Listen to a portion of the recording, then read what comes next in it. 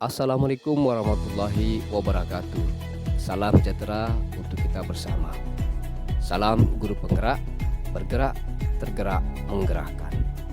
Pada kesempatan kali ini, saya akan mencoba untuk menampilkan video yang berkaitan dengan tugas ruang kolaborasi modul 1.4 dengan tujuan pembelajaran sebagai berikut.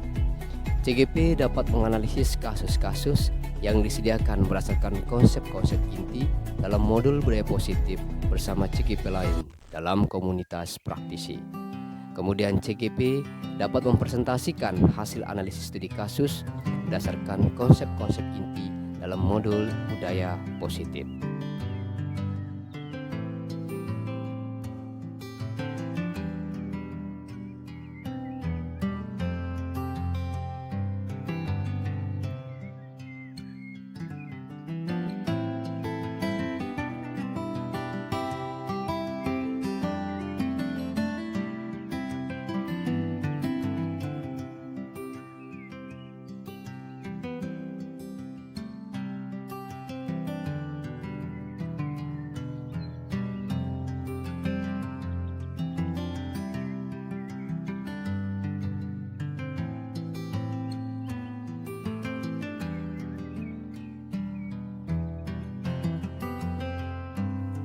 Baik Bapak Ibu hebat di seluruh Indonesia, pada kesempatan ini saya akan mencoba untuk mengelaborasikan terkait dengan tugas modul 1.4 terkait dengan budaya positif yang dituangkan dalam pembahasan terkait dengan 4 kasus yang akan kita bahas bersama. Baik Bapak Ibu, kita menuju ke kasus yang pertama.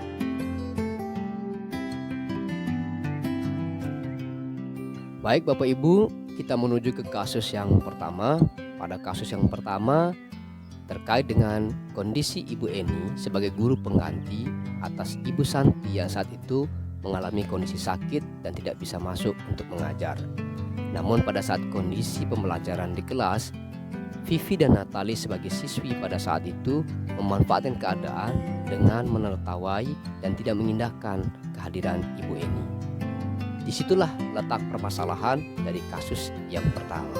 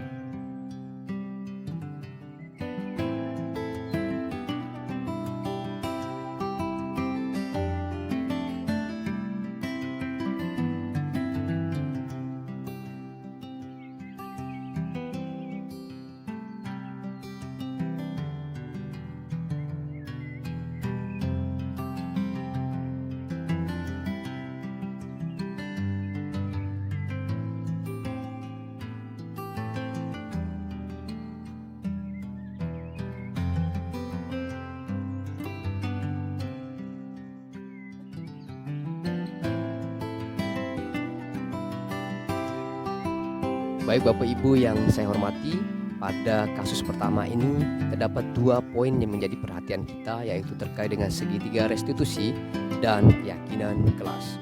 Kita menuju ke kasus yang kedua.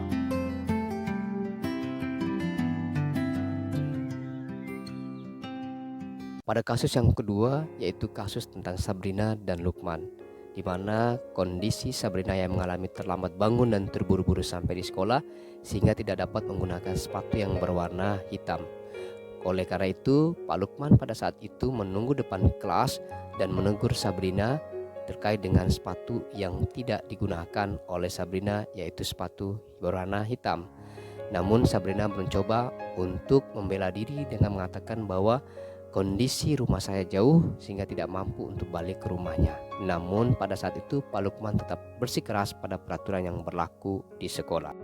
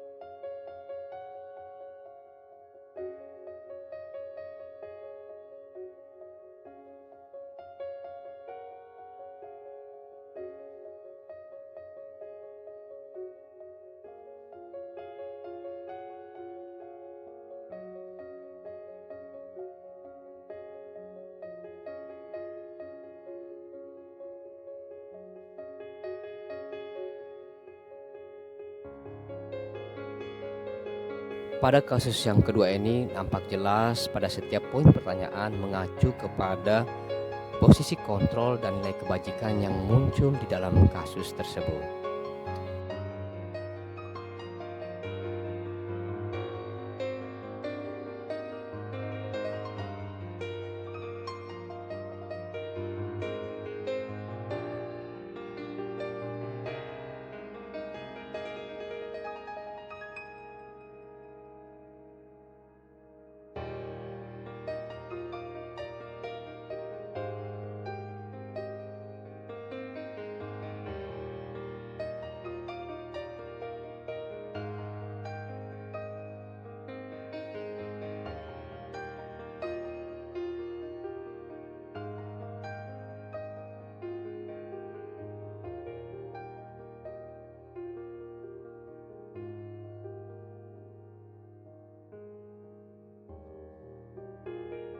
Pada kasus yang ketiga antara Ibu Dani dan Fajar, di mana Ibu Dani merupakan guru bahasa Inggris pada saat itu.